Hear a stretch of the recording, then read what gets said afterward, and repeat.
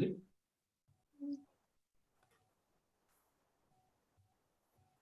काय करते? रिनेम करत पूर्वी नाव नाही आपण मुकुंद परमात्मा.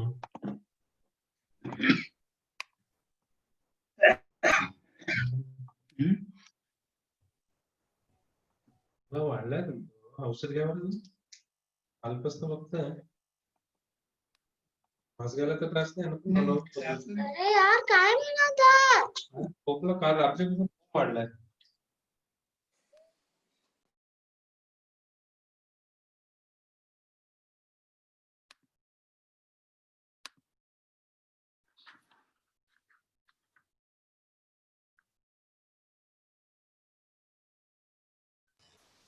नमस्कार. नमस्कार.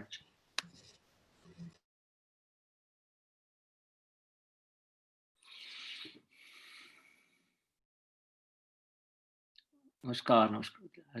नीरज जी आज आ गए क्या?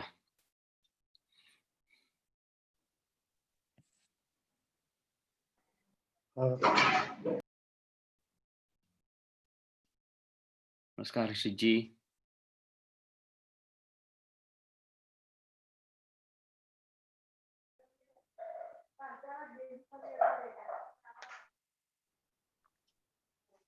नमस्ते. नमस्ते.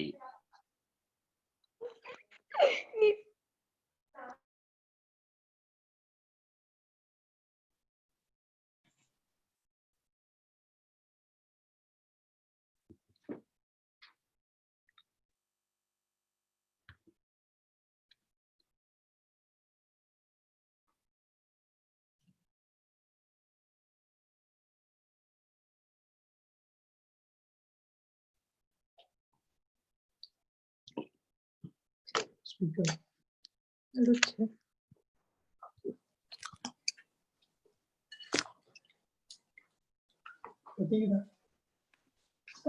मुझे मैं तो साथी को दो भाई अपन दो क्यों रुका चारों चुके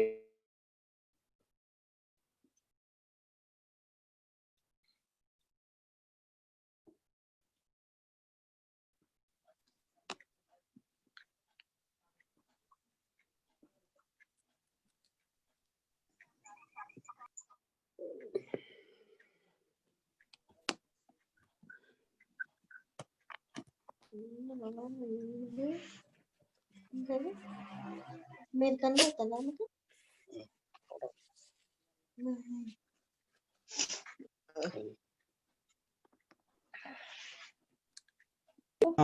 હું પછી કાઢી નાખું જોવાનું.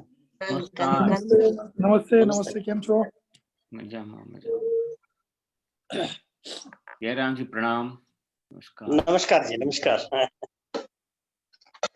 लक्ष्मी जी कहाँ गए? नमस्ते शांति भाई जी. लक्ष्मी जी नहीं नमस्ते చెప్తాను.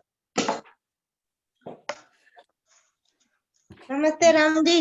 नमस्कार. बहुत साल के बाद मिले. हाँ. ठीक है. बढ़िया बढ़िया. शांति भाई नमस्कार. राम जी आपके घुटने कैसे है? आपके घुटने की प्रॉब्लम? ठीक है ठीक है. अभी मैं यहाँ का बेन नेवी चढ़कर आया पिछले वीक. यहाँ का हाईएस्ट माउंटेन चढ़कर आया. उतने अच्छे हैं उतने अच्छे हैं. So it is approved. Mountain चढ़ने तक अच्छे हैं. इसलिए अप्रूव हो गया. यूके का हाईएस्ट माउंटेन है ना, हाईएस्ट पीक, वो अभी लास्ट वीक ही चढ़कर आया. बस तो हो गया. सर्विसिंग के यूके नो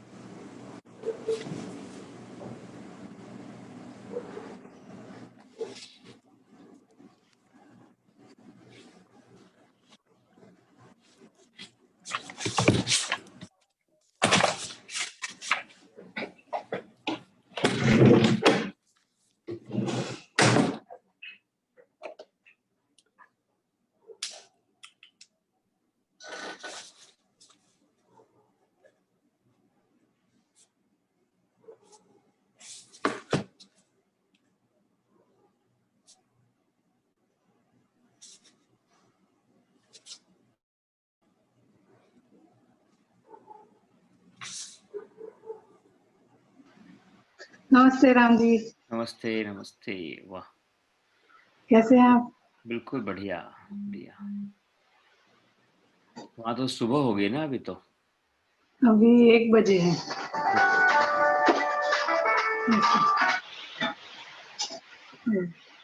आपका ये सेशन बहुत अच्छा है। कोशिश करती हूँ जुड़ने का। पहला सेशन अटेंड किया था, 2 मिस किया। कोई चिंता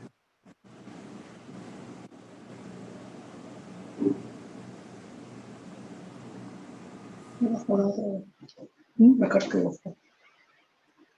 क्या शुरू करें जानकी जी? जी, संजना। नमस्ते।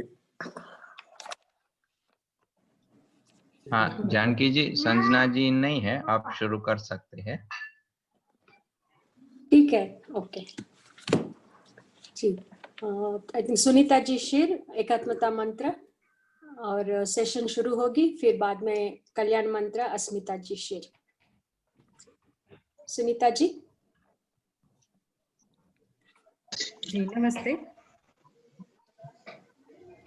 यं वेदिका मंत्रदुषत् पुराणम् इंद्रं यमं मातरिश्वानमाहु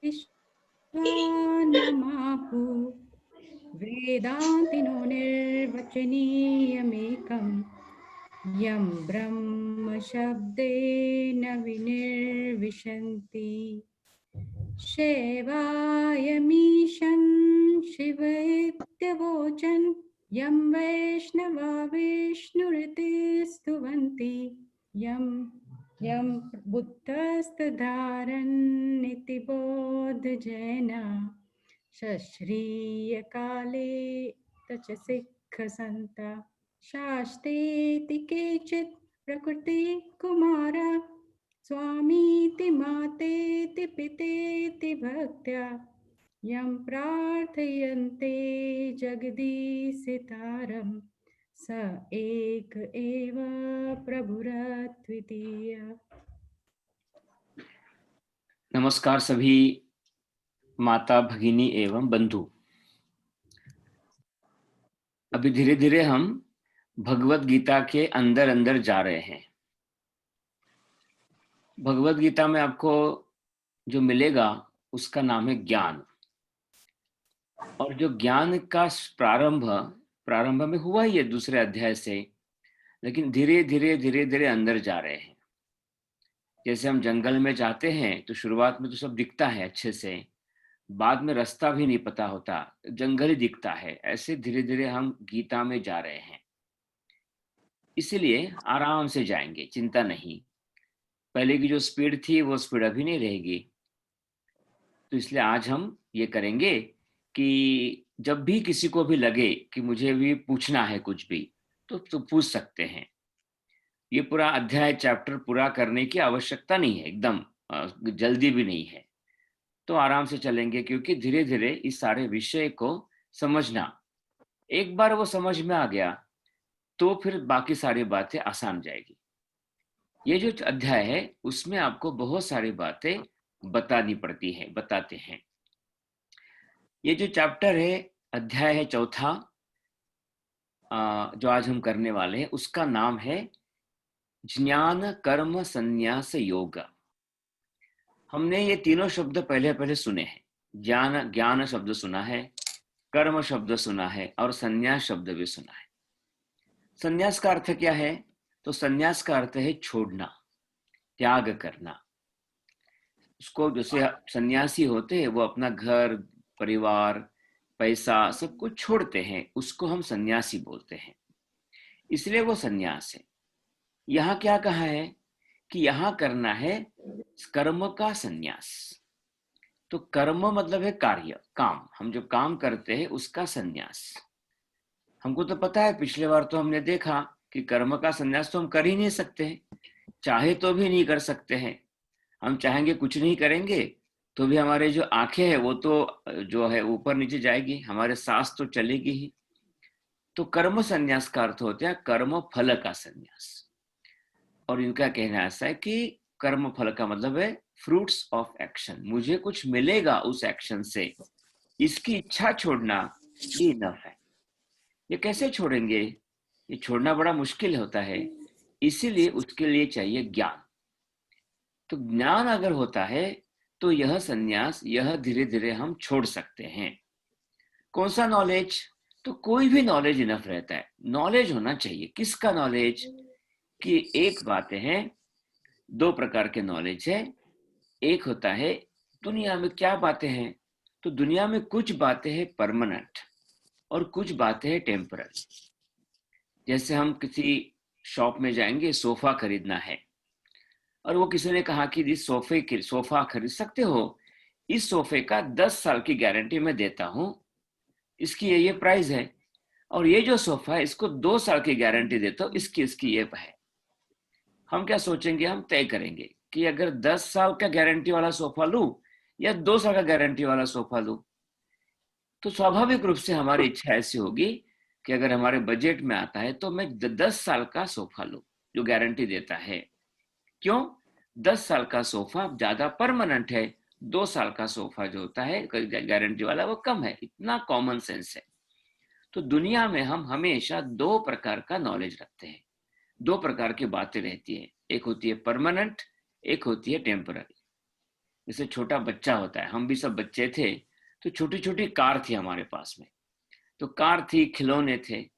अगर हमारा खिलौना किसी हमारे कजिन ने, किसी दोस्त ने, हमारे खुद के भाई बहन ने तोड़ दिया, हम खूब चिल्लाते थे, खूब उसको मारते थे, कंप्लेन करते थे माँ पिताजी को कि मेरी कार टूट गई, मेरा खिलौना टूट गया। तो क्योंकि वो छोटी सी कार हमारे लिए खूब लगता था कि मेरे परमानेंट है। अब मैं जब बड़ा हो जाता हूँ और मेरा बेटा अगर आता है मेरे पास में कि पापा ये मेरी कार टूट गई, तो हम बोलते हैं कि कोई बात नहीं बेटा, कल खरीद लेंगे, क्योंकि हमारे लिए मालूम रहता है कि वो टेम्पररी है। लेकिन हमारी जो कार है उसको अगर किसी ने स्क्रैच भी किया तो बड़ा दुख होता है, क्योंकि हमको लगता है वो परमानेंट है। अगर वो कार को अगर हम मानते हैं कि वो परमानेंट नहीं है तो फिर होता है कोई बात नहीं, इस कार को ठीक कर लेंगे, हम इतना डैमेज नहीं हुआ है। तो जितना जितना परमानेंट है उतनी उतनी बातें हमको अच्छी लगती है। ये जो ज्ञान है उसके आधार पर हम कर्म को डिसाइड कर सकते हैं। यह इस पूरे चैप्टर का मतलब है। नॉलेज हो गया तो we can decide our actions. अगर नॉलेज नहीं हुआ तो हमारी एक्शंस हैफेजर्डली रहती हैं, हमारी एक्शंस काफी दुख देती हैं। इसलिए किसी भी एक्शन के लिए नॉलेज होना चाहिए, किसी भी काम करने के लिए ज्ञान होना चाहिए। ये उसका इस अध्याय का अर्थ है।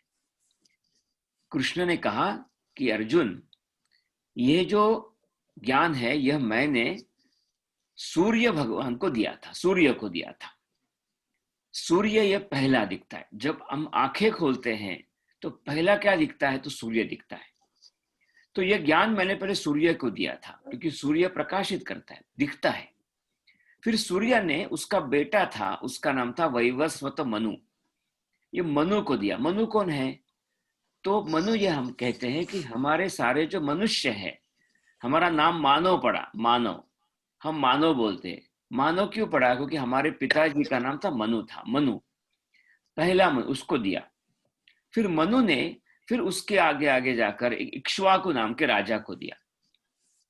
फिर ऐसे चलते गया। फिर धीरे धीरे लोग, जमाना बदल गया, समाज बदलने लगा, और बाद में यह ज्ञान जो था, जो बता रहा था परमानेंसी का और टेम्पररी का, शाश्वत है और तात्कालिक है, नाशवंत है, यह ज्ञान हमेशा खत्म हो गया। यह ज्ञान मैं आपको दे रहा हूं। यह जैसा कृष्ण ने कहा कि मैंने सूर्य को दिया था, तो अर्जुन बड़ा कंफ्यूज हो गया कि अरे रे रे रे, एक बात बताओ कि तुम मेरे सामने खड़े हो, तुम्हारा पिताजी वसुदेव, तुम्हारी माँ देवकी, और तुम मेरे सामने खड़े हो, हम मित्र हैं, हम साथ में बड़े हुए हैं, कैसे मैं मानूं कि तुमने यह ज्ञान सूर्य को दिया था? ऐसे हुआ कि जैसे आपका 10 साल का एक छोटा लड़का दादाजी को बताता है, दादाजी तुमको याद है कि मैंने तुमको बचपन में पढ़ाया था करके। अगर कोई ऐसा कहेगा पोता, तो दादाजी बोले कि अरे तुम्हारा जन्म तो अभी हुआ, मैं तो जो छोटा था तो आप तो थे ही नहीं, ऐसे कैसे बोल सकते हो? ऐसा अर्जुन ने कृष्ण को पूछा। तो कृष्ण ने कहा कि अर्जुन, आपको पता नहीं है, लेकिन मुझे मालूम है। तुम्हारे और मेरे, ये जो हमारा देह है, शरीर है, वो हमारे खूब सारे जन्म हुए हैं। हमने खूब सारे शरीर लिए हुए हैं।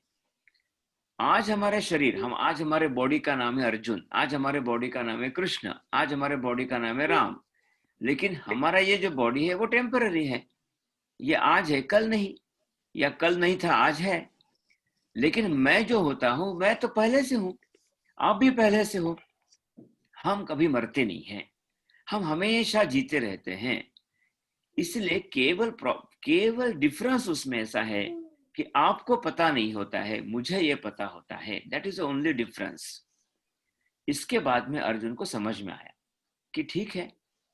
फिर अर्जुन ने प्रश्न पूछा कृष्ण को कि आपने पिछले चैप्टर में ऐसा कभी कहा था कि जितना जितना हम अपना कार्य अच्छा करेंगे, सो धीरे धीरे हमारे जन्म भी कम हो जाएंगे, और एक समय ऐसा आएगा कि हमारा कोई जन्म नहीं होगा।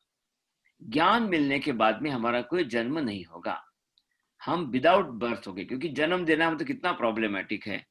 फिर से बड़ा होना, फिर से स्कूल में जाना, फिर से सुबह से उठना, फिर बड़ा होना, फिर बच्चे होना, फिर बूढ़े होना, फिर दवाखाने में जाना, कितना सारा प्रॉब्लम। जन्म लिया तो इतना सारा प्रॉब्लम है, तो जन्म नहीं लिया तो सारा प्रॉब्लम से हमारा छुटकारा होगा। तो आपने ऐसे कहा भी था कि हमारा जन्म नहीं लेना, यह हमारा एम है। तो आप फिर ये जन्म क्यों लिया? ये आपका मेरे सामने जो जन्म है वो आपने क्यों लिया? तो कृष्ण कहते हैं, बहुत फेमस जो श्लोक है, उस श्लोक को हम सुनेंगे। और वो कृष्ण क्या कहता है, 7th नंबर का श्लोक देखेंगे हम। ठीक है, प्रकाश जी परमार।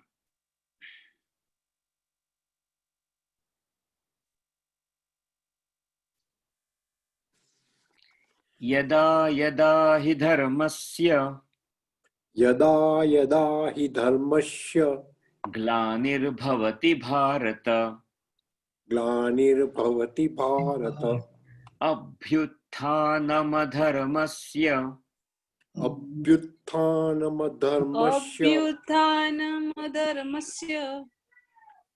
तदात्मानं सृजाम्यहम्।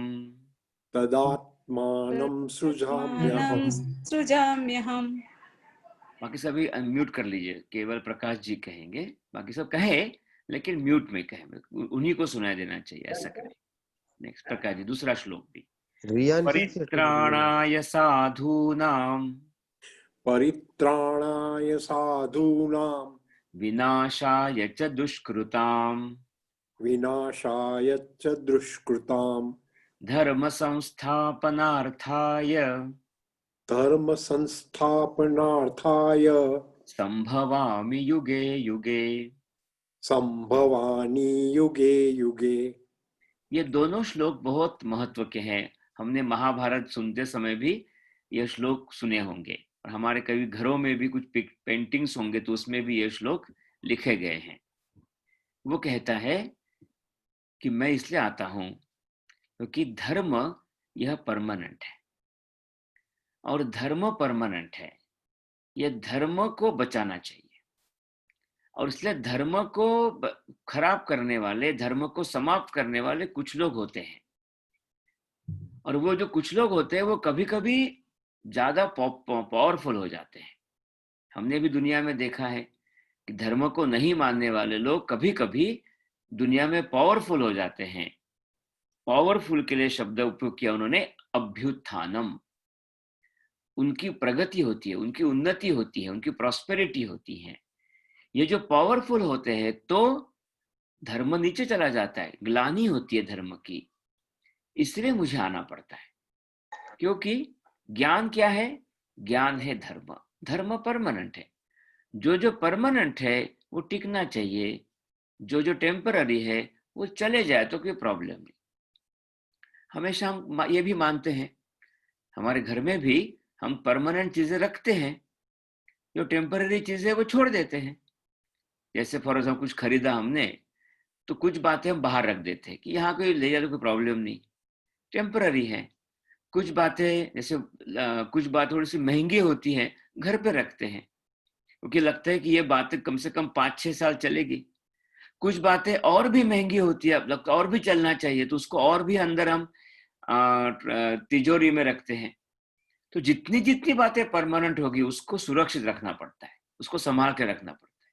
और जो जो बातें टेम्पररी है वो चले जाए तो कोई प्रॉब्लम नहीं है। जैसे किसी घर पे चला गया मैं और वो बिल्कुल रोने के शक्ल में बैठे थे, शोक में बैठे थे, तो मैंने कहा कि अरे क्या हुआ तुमको, आज क्यों सब दुखी हो?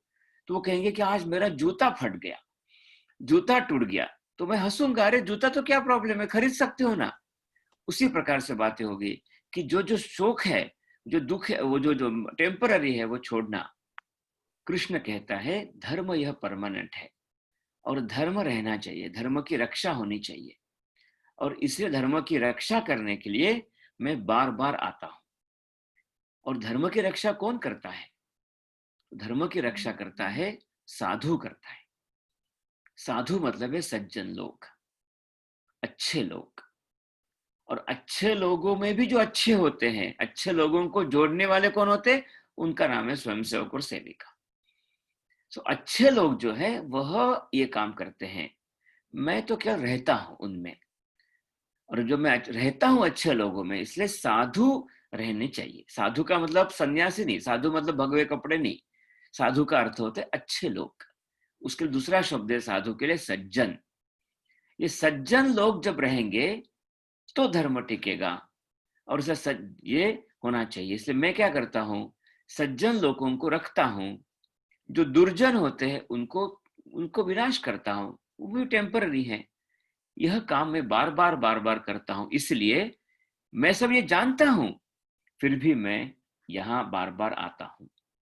इसलिए हम कौन है? हम सभी साधु हैं। और हमारा काम क्या है? जो कृष्ण ने कहा उसको सहायता करना। जैसे कृष्ण हो गया राम, हम हो गए वानर। तो राम था तो वानरों में शक्ति थी, हम सभी वानर हैं। और राम थे, वैसे वो ईश्वर है और हम सभी वानर हैं। तो जो यह काम हमको करना है, तो फिर तो अर्जुन कहता है कि ये काम हम कैसे करेंगे, कौन करेगा? तो उसने कहा कि ये काम समाज करेगा, सोसाइटी करेगी, अकेले से नहीं होगा। इसलिए मैंने समाज को बनाया है। सारा समाज जो है वो समाज भी परमानेंट है। जैसे मेरा नाम राम है, मैं आज हूं कल चला जाऊंगा, लेकिन मेरा सरनेम वैद्य है, तो वैद्य रहेगा कि नहीं? हाँ, वैद्य किसका द्योतक है? तो वैद्य यह एक मेरे फैमिली का रिप्रेजेंटेशन। लेकिन चलो वैद्य भी चला जाएगा तो मैं भारतीय हूं, ये तो रहेगा ना। मैं हिंदू हूं, ये तो रहेगा कि नहीं? तो जितना जितना मैं समाज के रूप में सोचता हूं वो रहेगा। जो छोटी छोटी बातें होगी वो इंडिविजुअल होगा, वो चला जाएगा। तो जो परमानेंट है वह समाज है। इसलिए हम संघ में किसी व्यक्ति को इंपॉर्टेंस नहीं देते। हमारा कोई एक व्यक्ति गुरु नहीं होता, क्योंकि जो व्यक्ति होता है, आदमी होता है, वो चला जाता है। आज एक चला गया, कितना भी अच्छा हो, कितना भी पावरफुल हो, और उसने बहुत जिंदगी में, अलेक्जेंडर जैसा था, खूब पावरफुल ऐसा मानते थे उस समय में। हमारे यहाँ भी कह सकेंगे पूरे भारत में राजा अशोक का राज्य था, चला गया ना, वो रहता नहीं है। परमानेंट क्या है? समाज परमानेंट है। इसलिए वो कृष्ण ने कहा कि मैंने समाज बनाया, और समाज में ऐसे लोग बनाए कि लोग अपना अपना अच्छे से काम कर सके और सभी साधु रूप में रहे, असज्जन रूप में रहे। तो अर्जुन पूछता है कि अच्छा, तो समाज कैसे बनाया आपने? इसलिए फिर आगे का श्लोक आता है, श्लोक नंबर 13।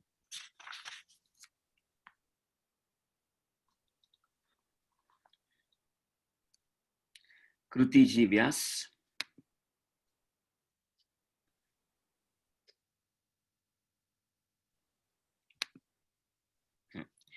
चातुर्वर्ण्यं मया सृष्टम्।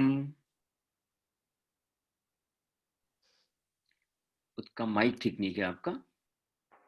अच्छा, कोई बात, सब बोलेंगे फिर अपना म्यूट में ही। चातुर्वर्ण्यं मया सृष्टम् गुणकर्म विभागशः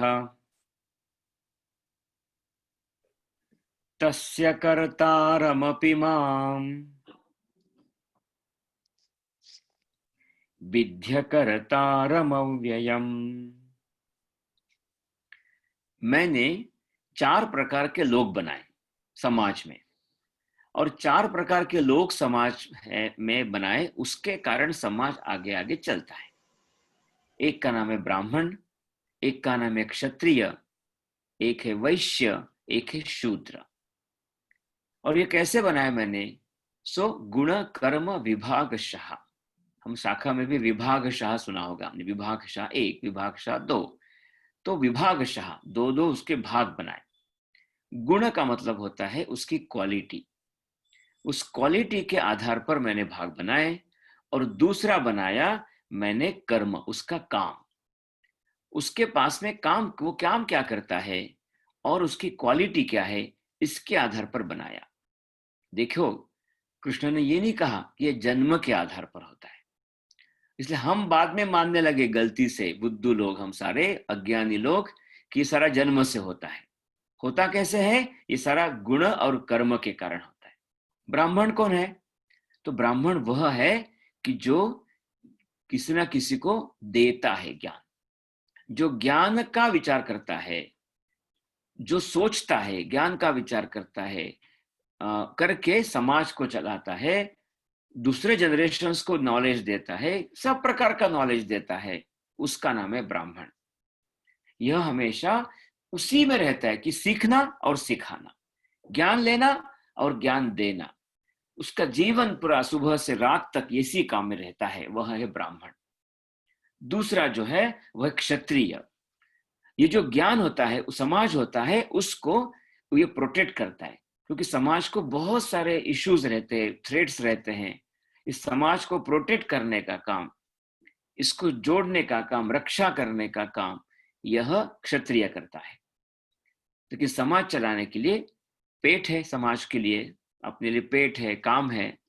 तो जो इस प्रकार का वेल्थ है, मनी है, इसके संबंध में काम करते हैं, जो व्यापार करते हैं, जो निर्माण करते हैं, कुछ बनाते हैं, किसके कारण समाज चले, समाज सुखी हो, उन सभी का नाम है वैश्य। लेकिन ये तीनों लोगों को हेल्पर चाहिए।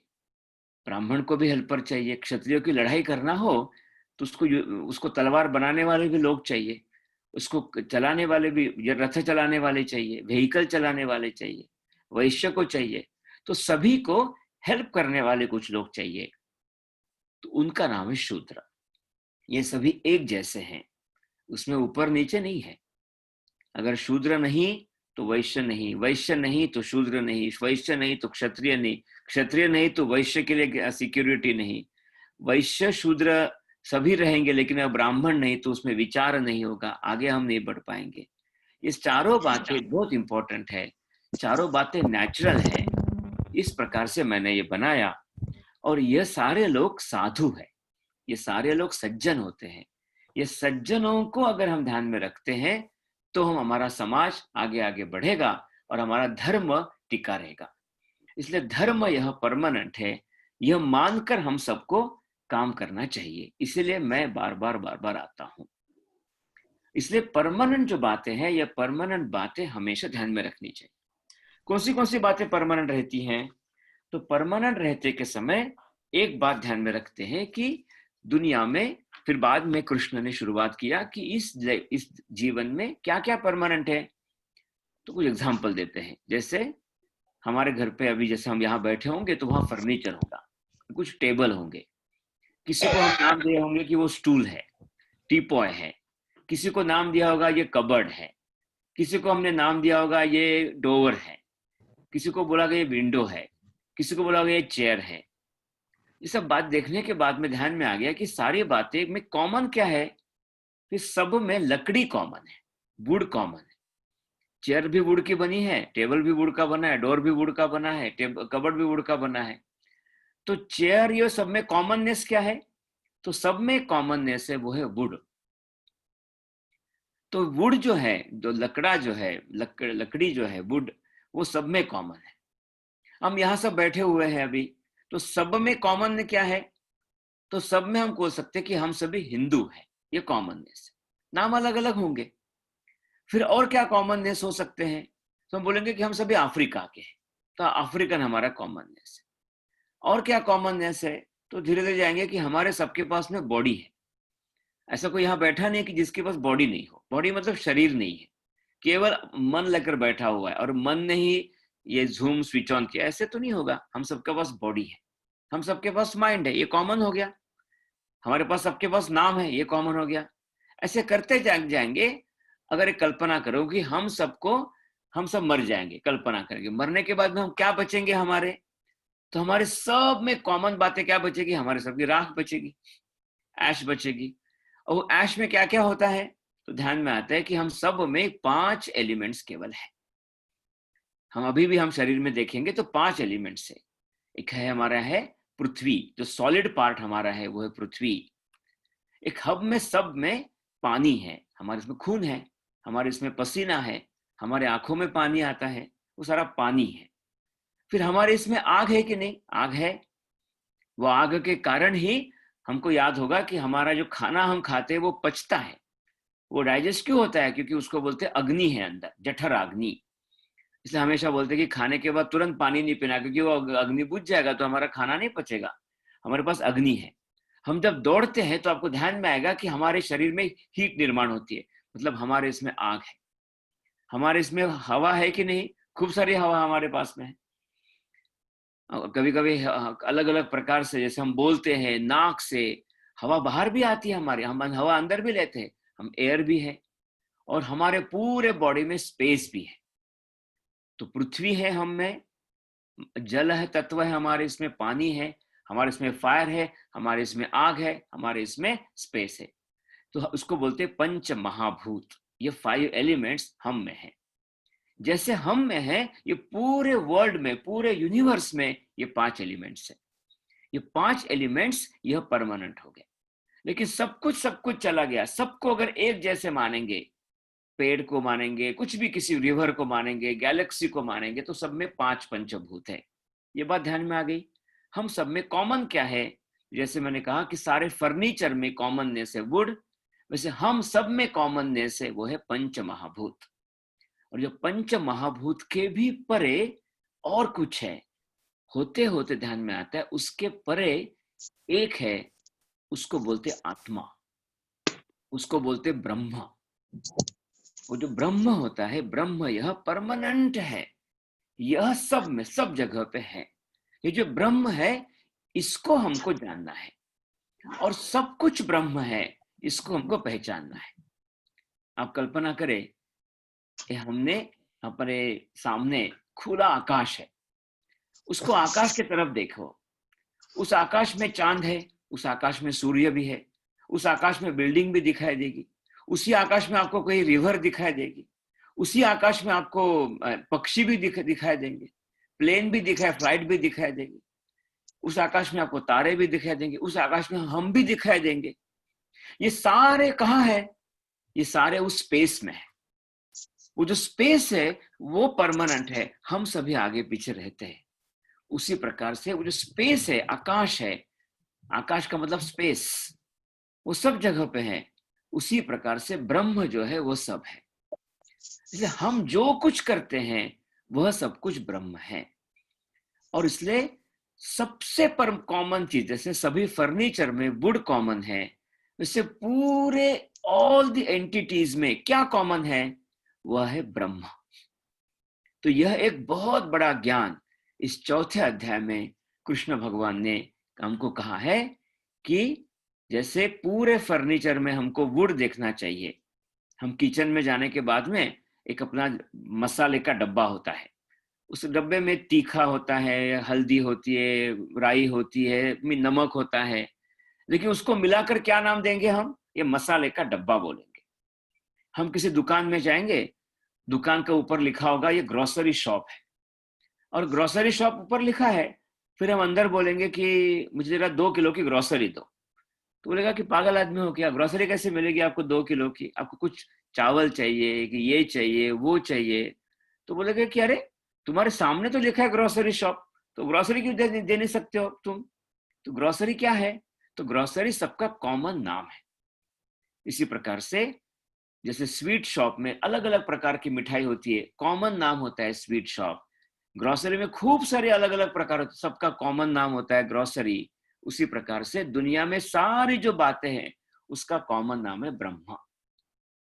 इसलिए हम सभी क्या है, हम सभी है ब्रह्मा। इसलिए उसके आधार पर एक श्लोक है जो बहुत प्रसिद्ध श्लोक है, जो हम अभी कहेंगे। Nikhil Shah,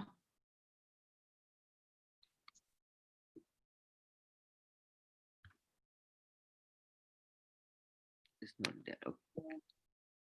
Can you read? ब्रह्मार्पणं ब्रह्महविर्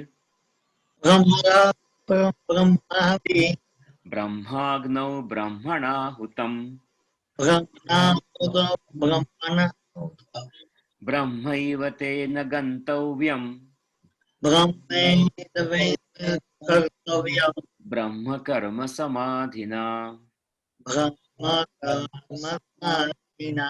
ये श्लोक हम अपने भोजन मंत्र में कहते हैं। उसका कारण ऐसा है कि वो कहते हैं कि सब कुछ ब्रह्म है। तो यह जो श्लोक में बताते हैं कि यज्ञ कल्पना होती है। यज्ञ में देखा होगा आपने कि यज्ञ में सामने अग्नि होता है, आग होती है, हवन होता है, करते हैं ना हम। उसके पीछे वो करने वाला एक होता है, यजमान होता है, पति पत्नी बैठते हैं। उसके बाजू में एक ब्राह्मण होता है, प्रीस्ट होता है।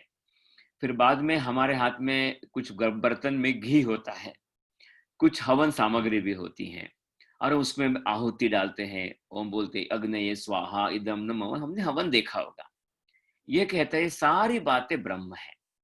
ये जो अग्नि है ना वो भी ब्रह्म है, जो घी है वो भी ब्रह्म है, हवन सामग्री वो भी ब्रह्म है, जो पुजारी है वो भी ब्रह्म है, और जो यजमान है वो भी ब्रह्म है। ये हवन करने के बाद में हमको जो पुण्य प्रसाद मिलेगा वो भी ब्रह्म है, और जो पुण्य मिलेगा वो भी ब्रह्म है। ये सब कुछ क्या है, ब्रह्म है, क्योंकि ब्रह्म सबका कॉमन नाम है। सबका कॉमन नेम है वो ब्रह्म है।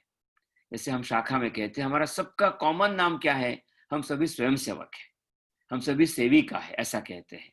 ये कॉमन नाम है। वैसे पूरे यूनिवर्स में जितनी सारी चीजें हैं उसका सबका कॉमन नाम है ब्रह्म।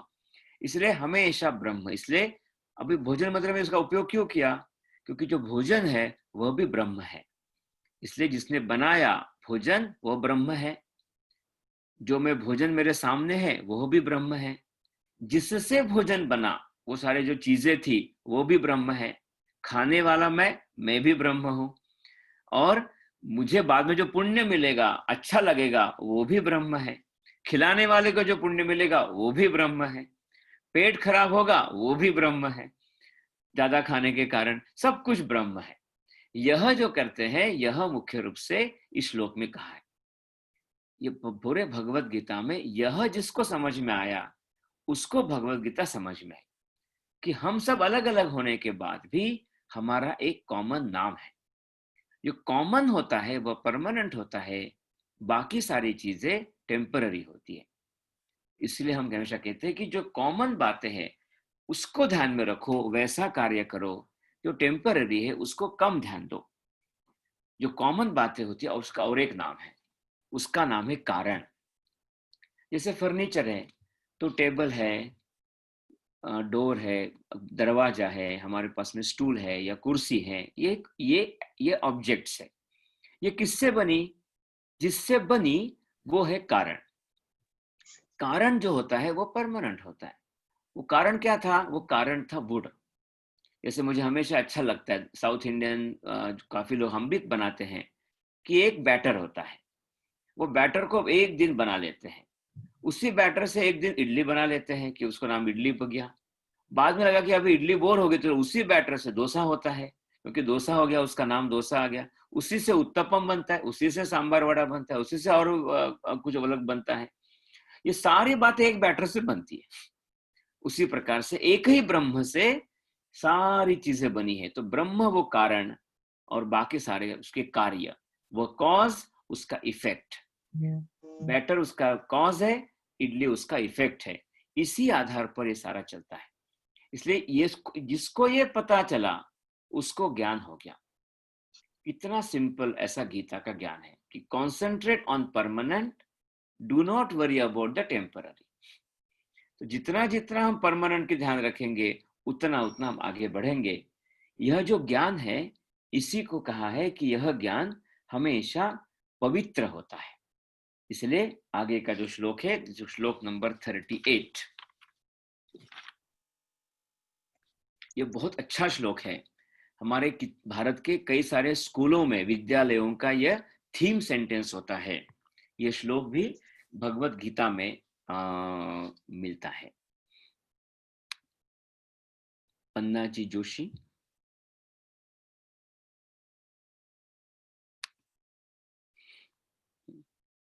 है क्या?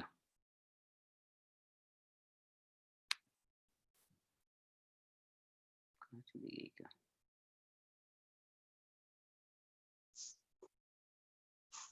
अच्छा थी मैं, कोई बात नहीं। पीयूष जी शाह। न हि ज्ञानेन सदृशम् न हि ज्ञानेन सदृशम् पवित्रमिह विद्यते पवित्रमिह विद्यते तत्स्वयं योग संसिद्धः तत्स्वयं योग संसिद्धः कालेनात्मनि विन्दति। कालेनात्मनि विन्दति। यह जो ज्ञान है, यह जो ज्ञान है, ज्ञान ऑफ परमानेंसी, ज्ञान ऑफ ए ब्रह्म, ज्ञान ऑफ ए कारण, नॉलेज ऑफ ए कारण, कॉज, यह पवित्र होता है। और यह पवित्र होने के बाद, पर होने के कारण यह आवश्यक है। और यही जब ज्ञान में हम रहेंगे तो ही हम मोक्ष को प्राप्त कर सकते। हमें आत्मा का ज्ञान होता है। जितना जितना हम टेम्पररी में रहेंगे उतना उतना कठिन जाएगा। यह मुख्य हमेशा ध्यान में आता है। ये जो ज्ञान होने के बाद में फिर कार्य कैसे करना, तो कार्य करने के लिए वो कहते हैं कि 3 प्रकार के काम होते हैं। इस अध्याय में 3 शब्द उपयोग किए हैं। वेरी इंटरेस्टिंग शब्द है। एक नाम है कर्म, कर्म यानी एक्शन। दूसरा है अकर्म, मतलब है काम नहीं करना। काम नहीं करना। कोई कहता है कि अगर राम जी, अगर हमारा सारा शरीर, हम कभी ना कभी मरने वाले हैं, ये घर तो कभी जाने वाला है, तो ये परिवार भी तो कभी जाने वाला है, तो मैं क्यों सब ये झंझट में पड़ूं, काम ही ना करो तो अच्छा रहेगा। उसको बोलते हैं अकर्म। और तीसरा होता है विकर्म। विकर्म मतलब है गलत कार्य, कि पता होता है कि ये काम ठीक नहीं है फिर भी वो करना, उसका नाम है विकर्म। अकर्म के बारे में पहले तो बता दिया है कि अकर्म करना तो बड़ा बेकार है, क्योंकि अकर्म से कोई रह ही नहीं सकता। No live person, live thing can stay for a moment without any action. कोई भी काम आदमी रह सकता है, इसलिए अकर्म आउट ऑफ द क्वेश्चन हो गया। फिर विकर्म है। विकर्म तो करना अच्छा नहीं, क्योंकि विकर्म करने से जो परमानेंट है, धर्म है, उसकी हानि होगी। तो बचा केवल कर्म। इसलिए वो कहते हैं कि कर्म करते जाना। और कर्म और विकर्म यह करने के लिए ज्ञान होना चाहिए। ज्ञान एक बार हो गया तो आपको, आप विकर्म से दूर जाओगे। विकर्म मतलब है गलत कार्य। जो धर्म के साथ नहीं जुड़ा है उसको बोलते विकर्म। जो ब्रह्म के साथ नहीं जुड़ा है उसको बोलते विकर्म। जो परमानेंसी के साथ में नहीं जुड़ा है उसको बोलते विकर्म। इस विकर्म से दूर आना तो बचा होगा कर्म। कर्म करते जाना, और कर्म करने के लिए ज्ञान चाहिए। और ज्ञान अगर मिलता है तो हम सभी काम कर सकते हैं। बाद में ऐसा कहते हैं कि जो हमारे संघ के सभी कार्यकर्ताओं के लिए बड़ा इंपॉर्टेंट है, 3 बातें ध्यान में रखे। कृष्ण अर्जुन को कहता है कि 3 बात ध्यान में रखो। ये 3 बात ध्यान में रखोगे तो आप हमेशा कर्म अच्छे से करते जाओगे और ज्ञान हमेशा आपके पास में रहेगा, क्योंकि आप ज्ञान के साथ ही करोगे। 3 बातें कौन सी है, अर्जुन पूछता है। तो कृष्ण कहता है 3 बातें ऐसी हैं। तो उसके आगे का श्लोक हम देखेंगे। रमेश बाबू जी, कोई दोनों में से कोई, दोनों पढ़ सकते हैं। लक्ष्मी जी राव भी। श्रद्धावान लभते, एक मिनट, हाँ, श्रद्धावान लभते ज्ञानम श्रद्धावान लभते ज्ञानम तत्पर संयतेन्द्रियः तत्परः संयतेन्द्रियः ज्ञानं लब्ध्वा परां शान्तिम् ज्ञानं लब्ध्वा परां शान्तिम् अचिरेणाधिगच्छति। अचिरेणाधिगच्छति। श्रद्धावान लभते ज्ञानम। श्रद्धा इंपॉर्टेंट है। श्रद्धा का अब हम देखा था कभी कि श्रद्धा क्या होती है। श्रद्धा का अर्थ है विश्वास, लेकिन अंधविश्वास नहीं। श्रद्धा का दूसरा अर्थ निष्ठा, हम बोलते ध्येय निष्ठा, वो श्रद्धा है। श्रद्धा क्या है कि जब हम किसी भी बात को परखते हैं, उसका एनालाइज करते हैं, उसको टेस्ट करते हैं। जैसे कार खरीदना है हमको, तो कार का टेस्ट रन करते हैं, हम कार चला कर देखते हैं और 1-2 किलोमीटर चलने के बाद में उसको बाद में पूछते हैं, आगे पीछे देखते हैं, फिर अब दोस्तों को पूछते हैं कि ये कार मैं खरीदूं क्या। खरीदने के बाद खरीदूं क्या, तो हाँ सब बोलते हैं। ये होने के बाद में फिर हम अपना मन पक्का रखते हैं कि हाँ मैंने टेस्ट रन किया, उसका नाम भी अच्छा है, उसका रिकॉर्ड अच्छा है, अभी मैं एक कार खरीद सकता हूँ। ये जब कार खरीदने का निश्चय करता हूं, उसका नाम है श्रद्धा। इसलिए उसको एक शब्द है श्रद्धा का, जो संस्कृत में अगर कहते हैं श्रमेण धार्यति इति श्रद्धा। श्रम का मतलब है एफर्ट्स। पूरा एफर्ट्स करने के बाद में जब पक्का करते हैं, उसको बोलते श्रद्धा।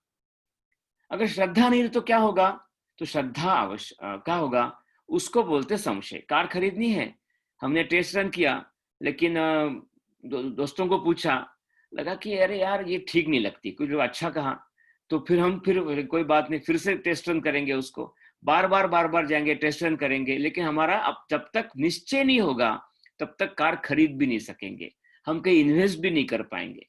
सारा इन्वेस्ट करना हो, कहीं भी पैसा लगाना हो, कहीं भी दिल लगाना हो, कहीं भी समय लगाना हो, तो श्रद्धा प्रेरित चाहिए। श्रद्धा नहीं रहेगी तो आप एक भी कदम आगे नहीं बढ़ पाएंगे। फिर आपको लगेगा कि यहां जाओ कि वहां जाओ।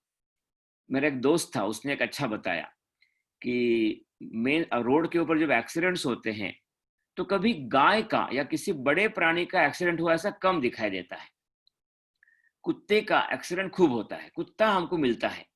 तो कारण क्या है, तो गाय जो अगर बाहर निकलती रास्ते पर चलने के लिए, तय करके मुझे रास्ता क्रॉस करना है, फिर चाहे कुछ भी हो, वो आराम से रास्ता क्रॉस करती है। शायद केन्या में और भी प्राणी होंगे ऐसे आराम से रास्ता क्रॉस करते होंगे। लेकिन कुत्ता क्या होता है, वो निकलता है, उसको फिर दिखती कार, फिर पीछे आता है, फिर आगे बढ़ता है, पीछे आता है, मर जाता है।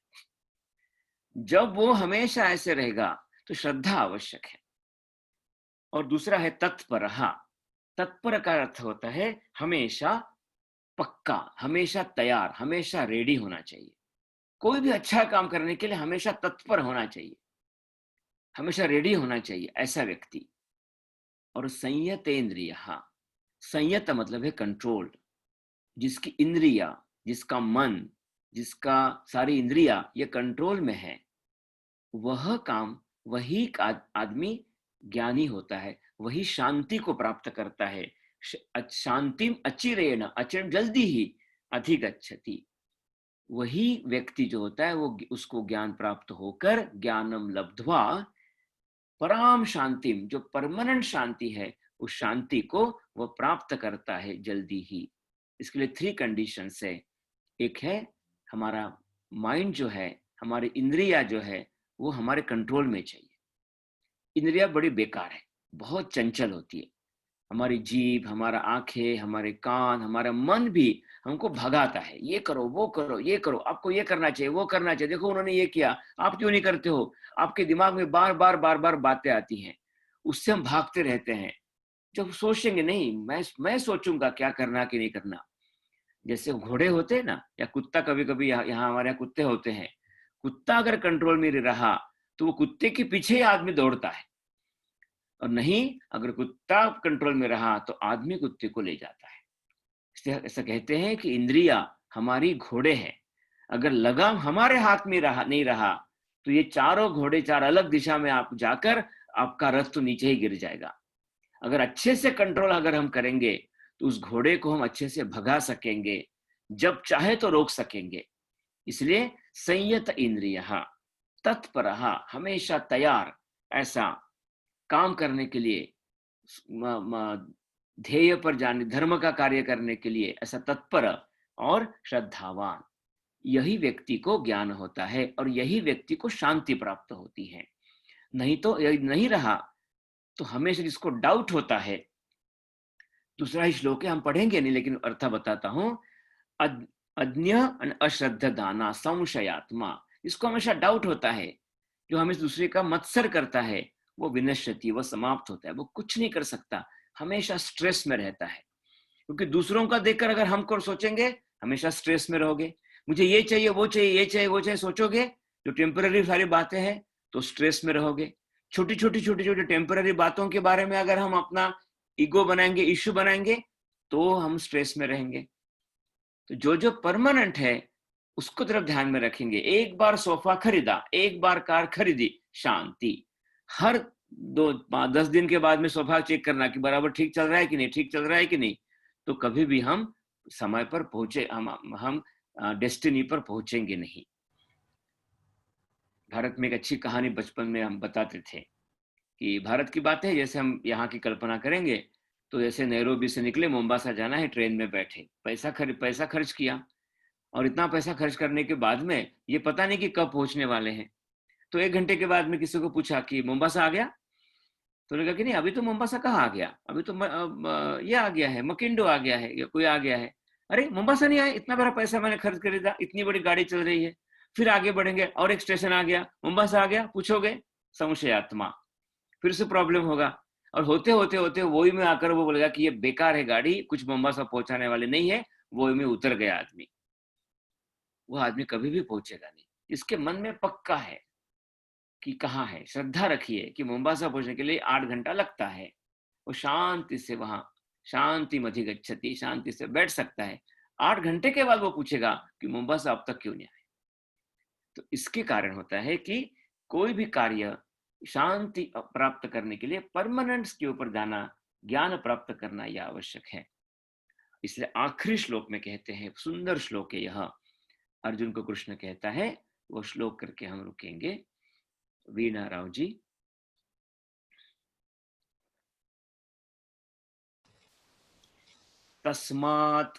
तस्मादज्ञान संभूतम्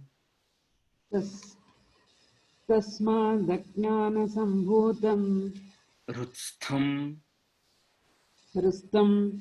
ज्ञानासिनात्मनः चित्वैनं संशयं योगम् आतिष्ठोत्तिष्ठ भारत।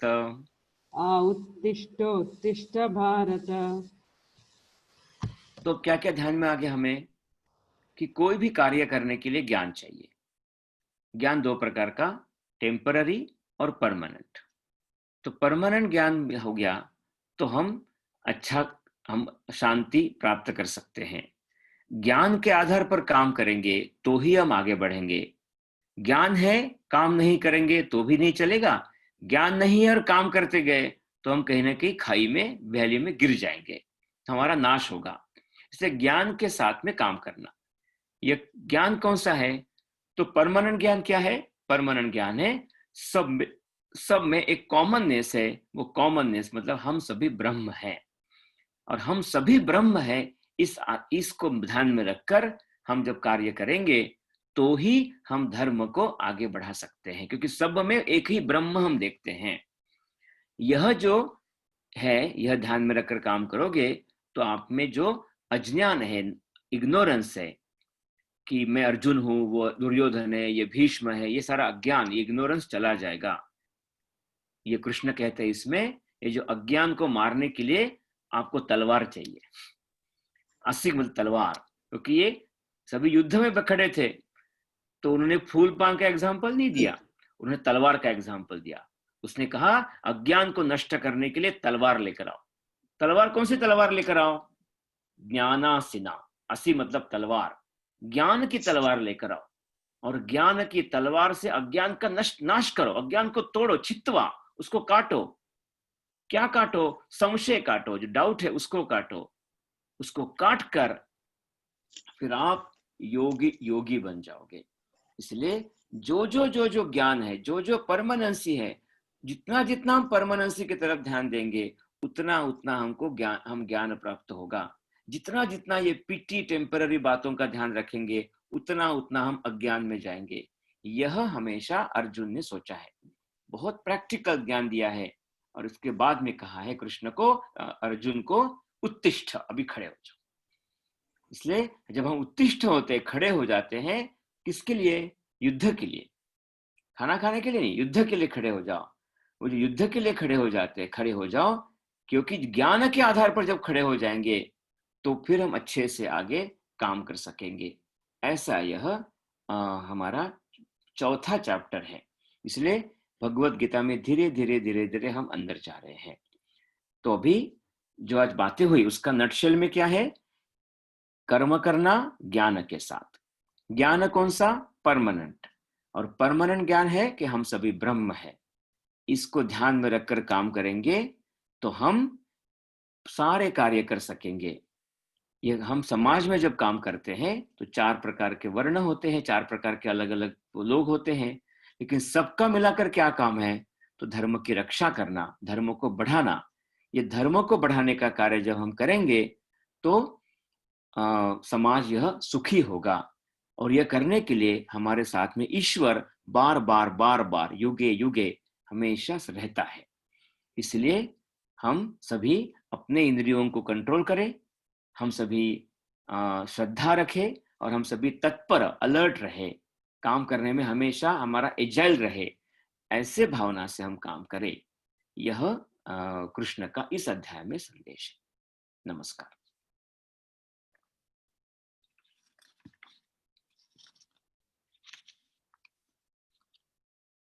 पिछले बार पहले प्रश्नोत्तर नहीं आए थे, लेकिन बाद में धीरे धीरे आना शुरू हो गया। हाँ, तो प्रश्न था रीजन फॉर श्लोका 24 इन भोजन मंत्र। तो मुख्य कारण जो बताया कि भोजन यह हमारा यज्ञ है और इसलिए भोजन को भी यज्ञ मानने का प्रकार है। इसलिए हम वो मंत्र भोजन मंत्र में कहते हैं। तो भोजन मंत्र में काम करते समय, भोजन करते समय यह भाव ध्यान में रहे कि ये जो भी मैं कर रहा हूं वह सभी एक है, अद्वैत सब में है, सभी ब्रह्म है। यह नॉलेज लेकर मैं भोजन करता हूं। तो भोजन, मैं बनाने वाला, खाने वाला, उसका परिणाम वो अलग अलग नहीं है, वो एक है।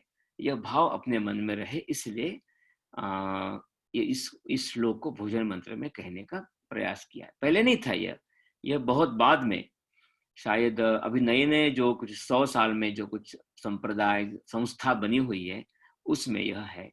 संघ ने ये पहले से ही संघ में लिया हुआ है।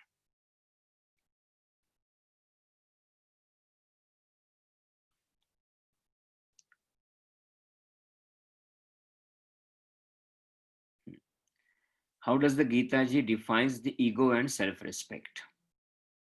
ईगो का मतलब होता है अहंकार, ठीक है ना? अहंकार होता है।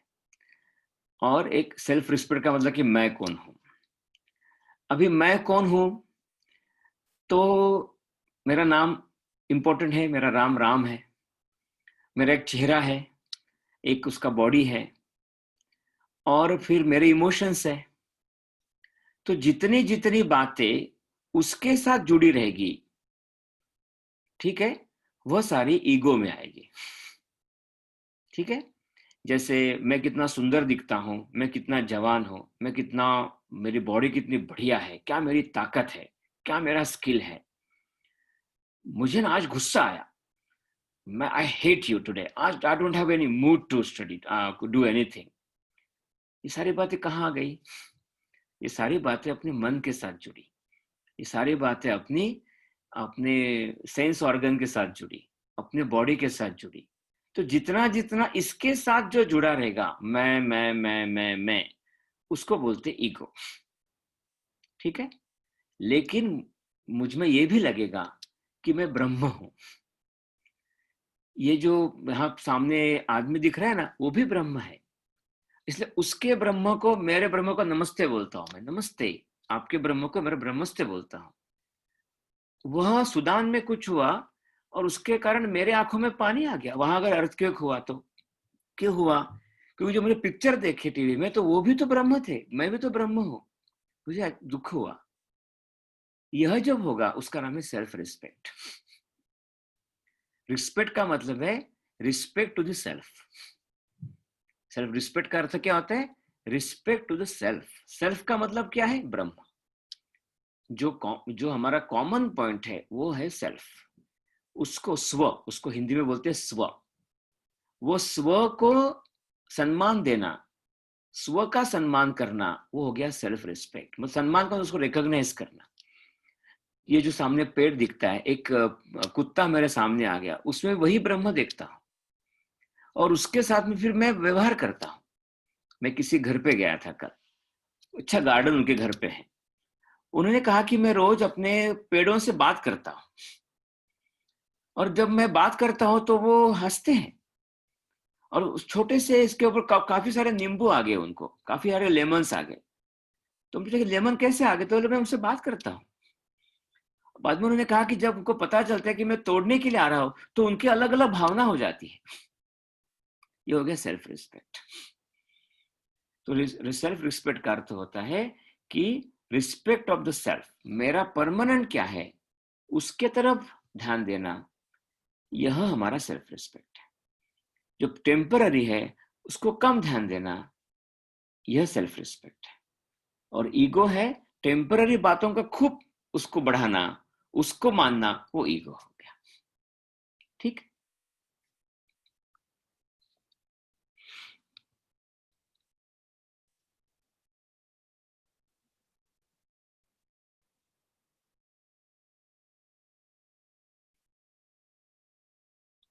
ठीक।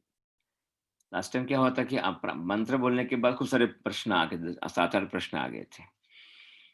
तो अभी मंत्र को अभी 3 है। हाँ, विकर्म और कर्म कैसे पता चलेगा? धर्म उसका आधार है। धर्म का मतलब है जिससे समाज टिकेगा, जिससे दुनिया टिकेगी, वह कर्म। जिससे दुनिया नष्ट होगी वो विकर्म। जितना जितना सस्टेन होगा वो कर्म। जैसे मैंने अपने परिवार में ऐसे रहता हूं कि जिसके कारण मेरा परिवार टिकता है, relations of the family sustain, वो हो गया कर्म। But by my action, if my family will get destroyed, टूट जाएगी मेरी फैमिली, वो हो गया विकर्म। जैसे हम खाना बनाते हैं और दूध है, तो दूध में शक्कर डालेंगे तो वो कर्म हो गया। दूध में नमक डालेंगे तो दूध फट गया तो विकर्म हो गया। हाँ, हमको रसगुल्ला बनाना था इसलिए फटना जरूरी था तो ठीक है। तो मतलब तो मुझे जो बनाना है, जिसको जो करना है, सस्टेन होना है, उसके लिए जो जो मैं करता हूं वो कर्म।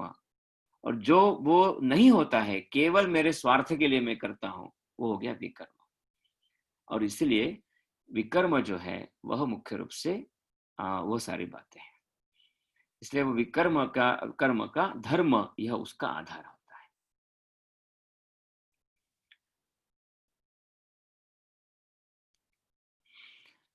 कर्म to be done until death, yes.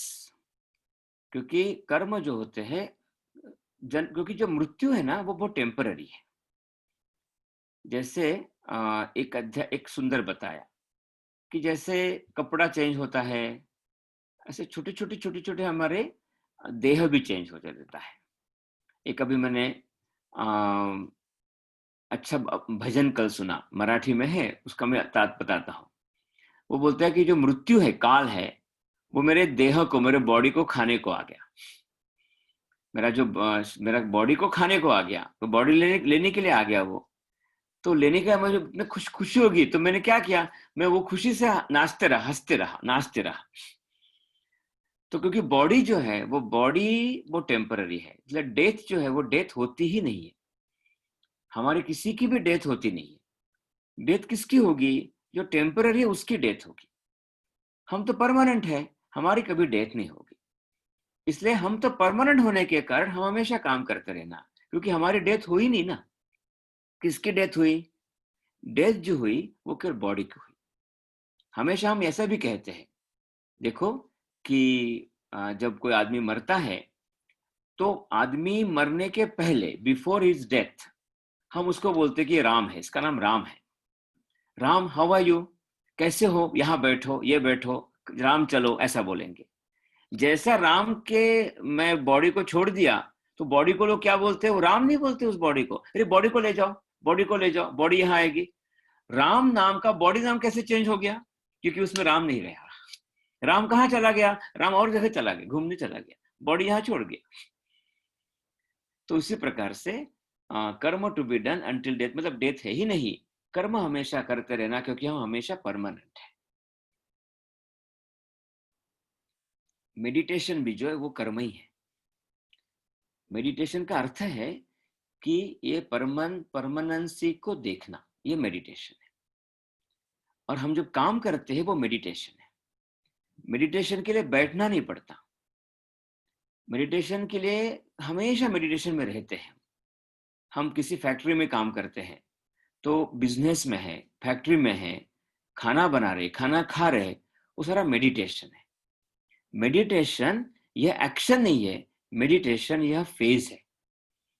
हम जो फैक्ट्री में काम करते हैं, खूब बिजी रहते हैं, किसी को फायर करेंगे, किसी को हायर करेंगे, लेकिन ये करते समय भी अगर मन में अगर पक्का रहा कि मुझे परमानेंस ध्यान में रहा है तो फिर चिंता नहीं। इसलिए meditation is always we can do. हम संघ में आते वो मेडिटेशन ही है, इसलिए कर्म हमेशा।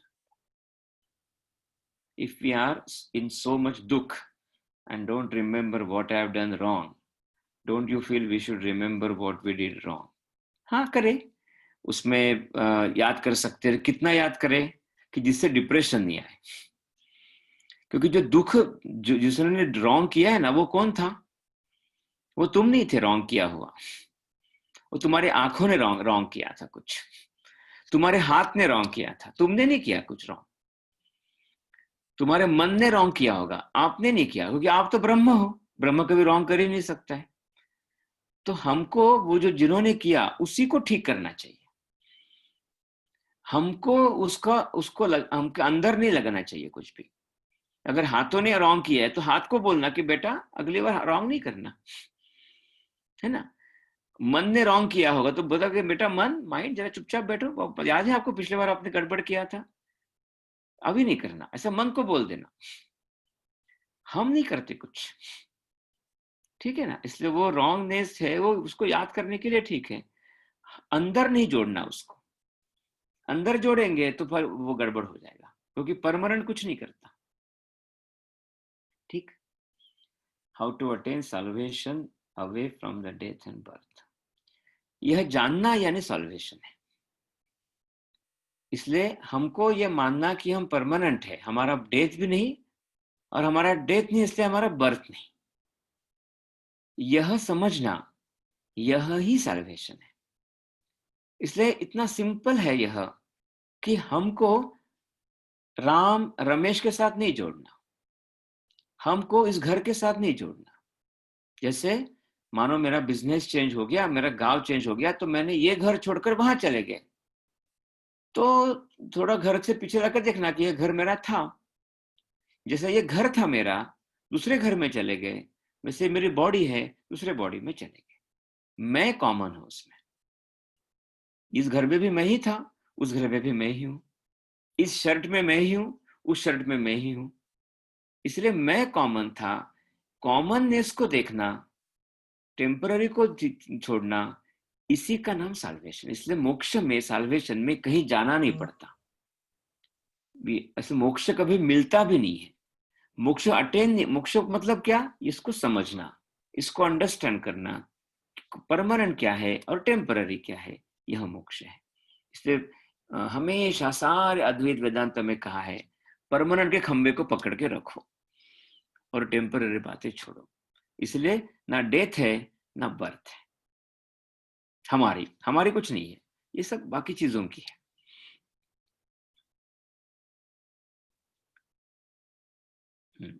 श्रद्धा अंधश्रद्धा कैसे समझ आए?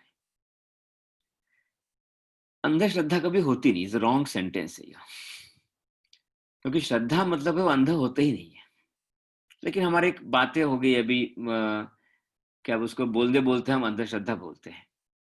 जब जिसमें विचार नहीं है वो अंध है, जिसमें ज्ञान नहीं है वो ब्लाइंड है। अंध मतलब ब्लाइंड, उसको समझ में नहीं आ रहा है कहाँ जा रहे हैं। जब हमको सोचकर काम करते हैं तो श्रद्धा ही है। हम जो बुद्धि लगाते हैं, विचार करते हैं, हमारे पूर्व मेमोरी को यूज करते हैं, इसलिए वो श्रद्धा है। अंधश्रद्धा कभी होती नहीं। जैसे हम बोलेंगे कि रॉन्ग फैक्ट, फैक्ट रॉन्ग कैसी होगी? अनरियल फैक्ट जैसा बोलेंगे वैसे होता है। अनरियल फैक्ट, फैक्ट मतलब रियल ही होगा। इसलिए अंध और श्रद्धा ये दोनों अपोजिट वर्ड है।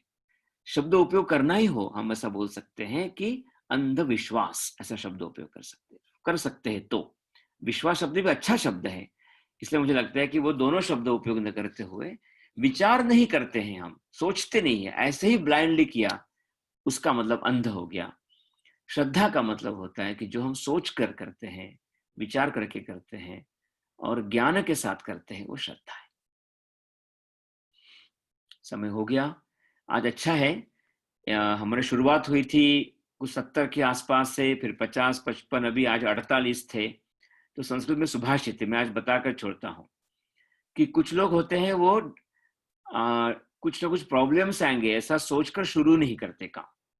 कुछ लोग होते हैं वो शुरू करने के बाद में बीच में छोड़ देते हैं, उसको मध्यम बोलते हैं, मिडल। और जो ऐसा है कि प्रारब्धम उत्तम जनाः न परित्यजन्ति, जो उत्तम जन होते हैं वो जो शुरू किया हुआ काम कभी भी छोड़ते नहीं है। तो अभी चौथे अध्याय के बाद में जो हम 48 लोग हैं वो उत्तम जना है, लेकिन और भी उत्तम जना बाहर होंगे, उनको हम बताकर अगली बार और भी हम उत्तम जन बनाएंगे तो और भी अच्छा लगेगा। अपना अपना फीडबैक देते रहना। हम सभी ये सहाध्याय है, हम सभी सीख रहे हैं, कोई यहाँ प्रवचनकार नहीं है, कोई विद्वान नहीं है, तो करते करते हम आगे बढ़ेंगे। नमस्कार।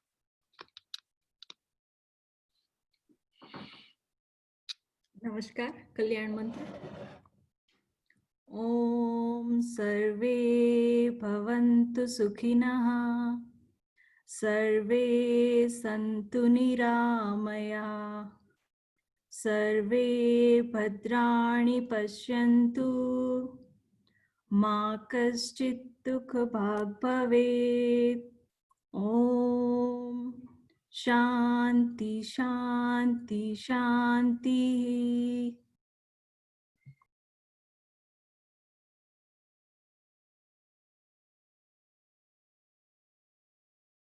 नमस्कार सभी को।